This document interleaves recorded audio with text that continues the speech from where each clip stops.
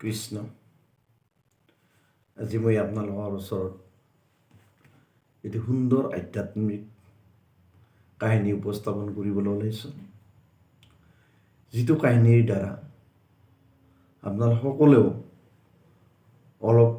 অলপ হ'লেও উপকৃত হ'ব বুলি মই আশা ৰাখিছোঁ।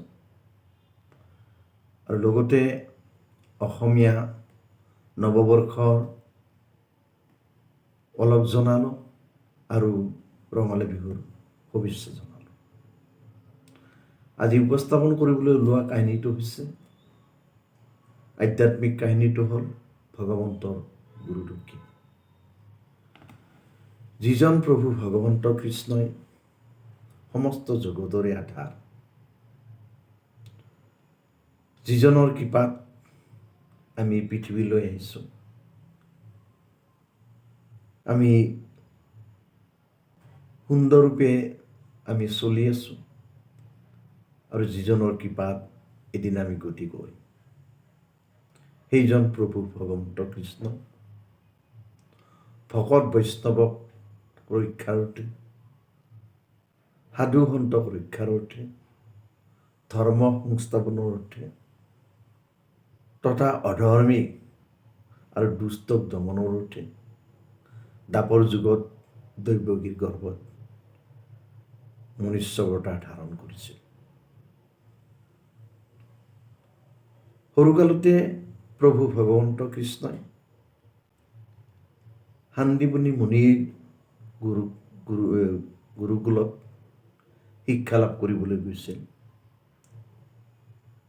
আৰু সান্দীপনী মুনিয়ে ভগৱন্ত কৃষ্ণৰ আৰু বলৰামক সমস্ত তত্ত্ব জ্ঞান, তৰ্কশাস্ত্ৰ, ৰাজনীতি আৰু অনেক তত্ত্ব জ্ঞান তেওঁ প্ৰদান কৰিছিল।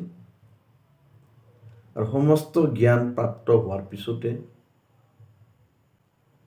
অৰ্থাৎ সমস্ত শিক্ষা লাভ কৰাৰ পিছত, ভগৱন্ত কৃষ্ণই এদিন গুৰুদেৱক সুধিছিল যে, হে গুৰুদেৱ, আমাৰ যিখিনি শিক্ষাৰ জীৱনত যিখিনি শিক্ষাৰ প্ৰয়োজন, সেই শিক্ষাখিনি আপোনাৰ পৰাই আমি গ্ৰহণ কৰিলোঁ। এতিয়া আপোনাক কি ৰূপে মই গুৰু দক্ষিণা দি আপোনাক আনন্দিত কৰিব পাৰোঁ।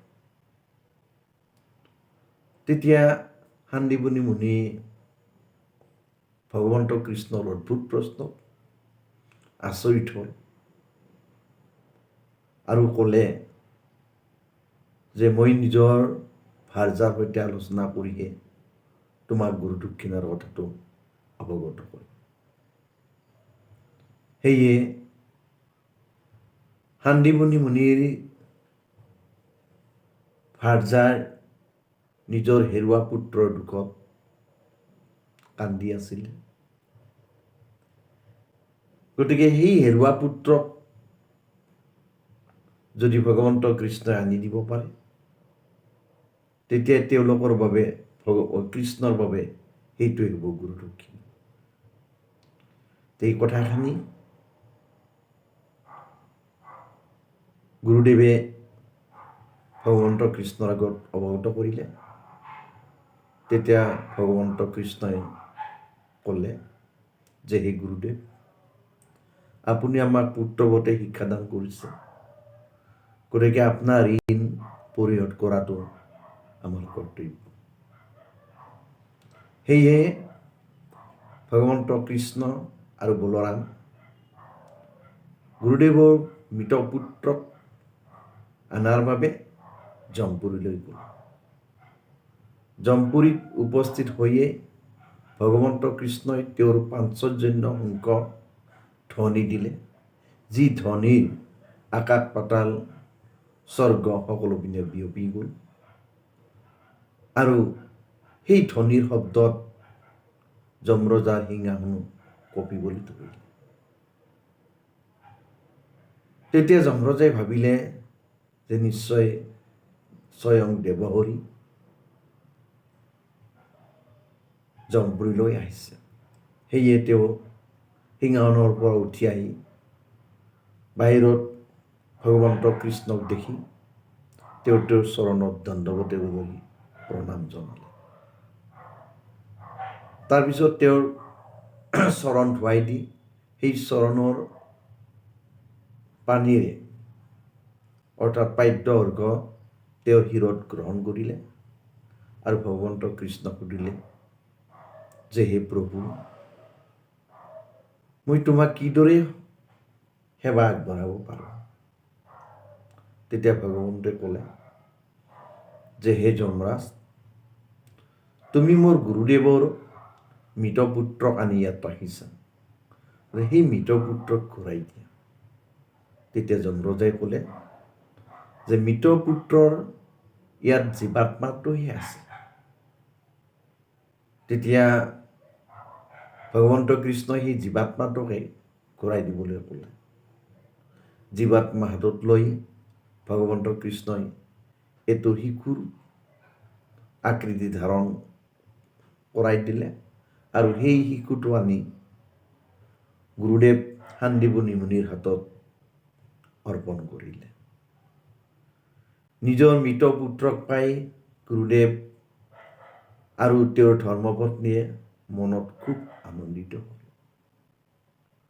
তেওঁলোকে হিয়া উজাৰি ভগৱন্ত কৃষ্ণক আশীৰ্বাদ প্ৰদান কৰিলে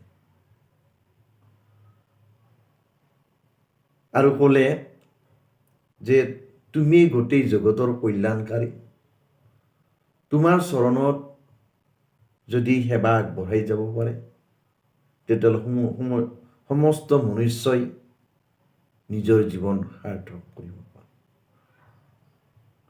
তাৰপিছতে ভগৱন্ত কৃষ্ণই গুৰুৰ আশ্ৰমৰ পৰা বিদায় ল'লে। এই কাহিনীটোৰ দ্বাৰা আমি এইটোৱে বুজিলোঁ যে যিজন গোটেই বিশ্ব ব্ৰহ্মাণ্ডৰ স্বামী, যিজনৰ কৃপাত সৃষ্টি স্থিতি আৰু প্ৰলয় হৈ আছে, সেইজন প্ৰভু ভগৱন্ত কৃষ্ণই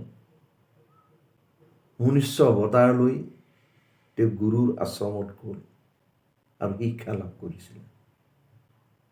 কিন্তু আচলতে যিজনৰ মুখৰ পৰাই বেদৰো সৃষ্টি হৈছে, গীতাৰো সৃষ্টি হৈছে, ভাগৱতৰো সৃষ্টি হৈছে, সেইজন প্ৰভু ভগৱন্তই জানো গুৰুৰ আশ্ৰয়ত গৈ শিক্ষা লাভ কৰাৰ অৰ্থ আছিল?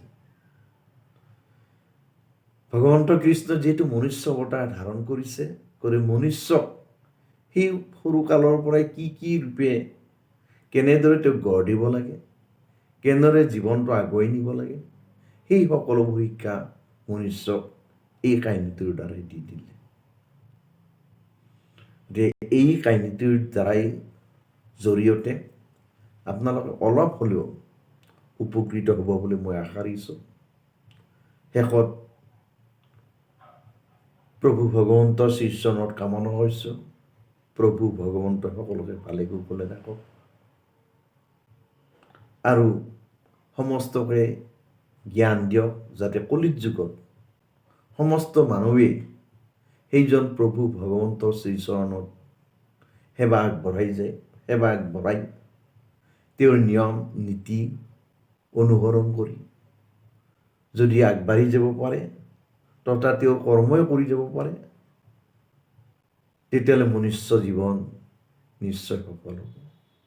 ইমানতে মই সামৰণি মাৰিলোঁ।